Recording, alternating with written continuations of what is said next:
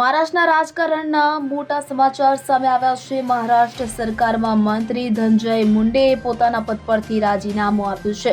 મળતી માહિતી મુજબ મહારાષ્ટ્રના કેબિનેટ મંત્રી ધનંજય મુંડેએ પોતાના પદ પરથી રાજીનામું આપી દીધું છે। ધનંજય મુંડેના પીએ પ્રશાંત જોશી રાજીનામું લઈને મુખ્યમંત્રી દેવેન્દ્ર ફડણવીસના નિવાસસ્થાને પહોંચ્યા હતા। કહેવામાં આવી રહ્યું છે કે સરપંચ સંતોષ દેશમુખની હત્યા કેસમાં ધનંજય મુંડેના નજીકના સાથી વાલ્મીક કરાડને આરોપી બનાવવામાં આવ્યા બાદ મુખ્યમંત્રી દેવેન્દ્ર ફડણવીસે મુંડેને મંત્રી પદ પરથી રાજીનામું આપવા કહ્યું હતું। સોમવારે રાત્રે નાયબ મુખ્યમંત્રી અજિત પવાર ફડણવીસને મળ્યા હતા અને દેશમુખ હત્યા કેસ અને અન્ય બે સંબંધિત કેસોમાં સીઆઈડી દ્વારા દાખલ કરાયેલી ચાર્જશીટના પરિણામ અંગે ચર્ચા કરી હતી, કે જેમાં કરાડને આરોપી નંબર 1 બનાવવામાં આવ્યા છે, કે જે બાદ ફડણવીસે ધનંજય મુંડેને મંત્રી પદ પરથી રાજીનામું આપવા કહ્યું હતું।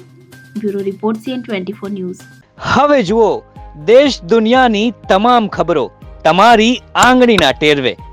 ઉઠાવો મોબાઈલ અને Google Play Store પરથી ડાઉનલોડ કરો અમારી CN24 ન્યૂઝ મોબાઈલ એપ।